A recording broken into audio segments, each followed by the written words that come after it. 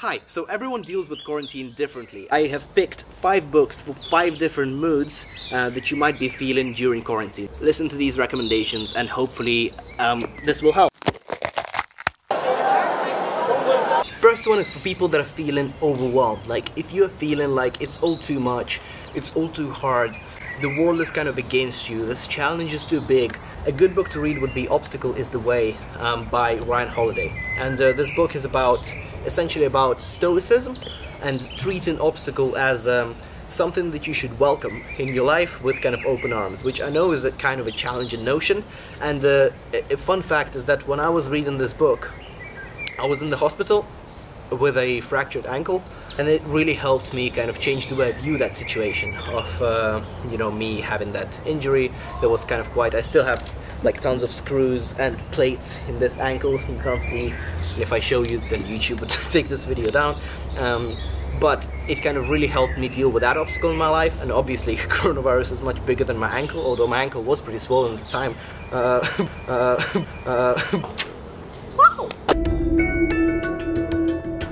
So book number 2 is for those of you who are feeling unfocused, and this is kind of very much me, and this book was super useful for me. Even though it didn't solve all the problems that I had, it still kind of improved the way I think about stuff and the way I prioritize tasks. And of course it's The One Thing by Garry Keller, with a very minimalist book cover design, because it's going to be one thing, and there's one dot and actually a line. I'm not sure why it's the other 2 shapes on the cover if it's the one thing. But anyways, so the book is really about kind of picking one thing that you need to focus on, and it's not necessarily that you have to throw everything out of the window. Like, I have a full-time job, I have a consultancy, I have a kind of content creation responsibility. I also obviously have to watch Tiger King at some point. Carol Baskin! And so I've got responsibilities over here.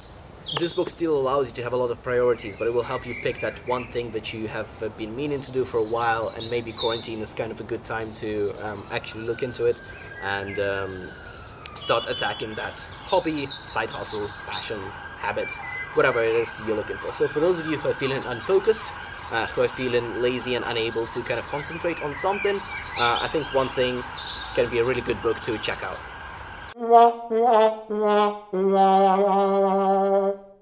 Book number 3 is Factfulness by Rosling. Unfortunately, he's no longer with us, but his legacy and his optimism about humanity still lives on in this book. It's wonderful. It's got tons of charts about this world, and unlike a lot of the other media that we consume, this book is actually a positive outlook on kind of the next decade, the next century. A lot of people are feeling quite pessimistic. A lot of people are feeling that we have kind of screwed up with the coronavirus.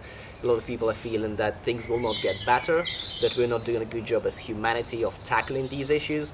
Now, I think that Rosling here gives you a really good case for listen, human beings are pretty cool. We have achieved a whole bunch of good stuff, and we'll probably achieve much more in the future. There is really tons of good stuff, tons of charts that are described quite interestingly. If you are looking for hard evidence for kind of positive maxims about this world, then this is a really good thing, and it will make you feel good, hopefully. So the 4th book that I want to bring to your attention is Awareness by Anthony DeMello. And this one is kind of interesting. It's not the type of book that I usually read, and the title is definitely very kind of wishy-washy Zen meditation style. That is not necessarily my type of thing, given my kind of personality and life experiences. You know, in quarantine, if you look at someone who's kind of doing amazingly well, doing all these kind of online workouts and live trainings and stuff like that, and you can easily feel like, I'm not good enough, I'm not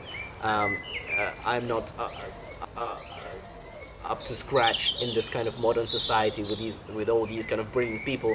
I think that if you're feeling insecure during this quarantine, if you're feeling like you're doing worse than your peers or worse than people that you see online, then Awareness is really good. I've read it actually during quarantine and absolutely loved it.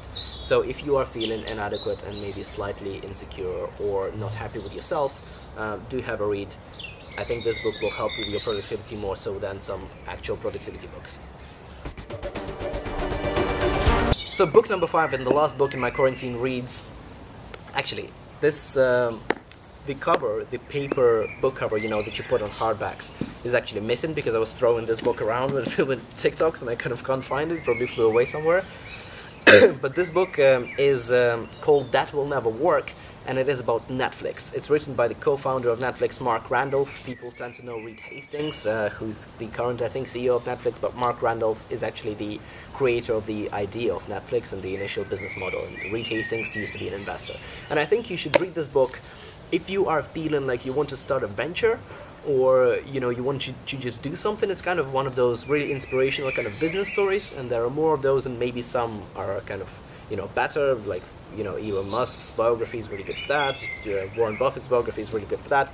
But I think Netflix is especially relevant because obviously we watch a lot of Netflix, so in addition to kind of being inspired to start your thing, or like your side hustle or hobby, or just inspired to kind of create new ideas and bring them to life at work or at university or at school or whatever, kindergarten, like like a retirement house, I'm not discriminating in terms of audience. But I think it would be also cool to just watch Netflix with your family and be like, actually guys, did you know that Netflix was supposed to be called Flix.com? Now Shopping, VideoPix, eFlix, Cinema Center, Webflix, Cinema Direct, before they actually decided on Netflix. If you kind of want to do something new, if you want to think originally, and also you want to brag to people that you know stuff about companies, then I think That Will Never Work. A story about Netflix is a really good book to read now.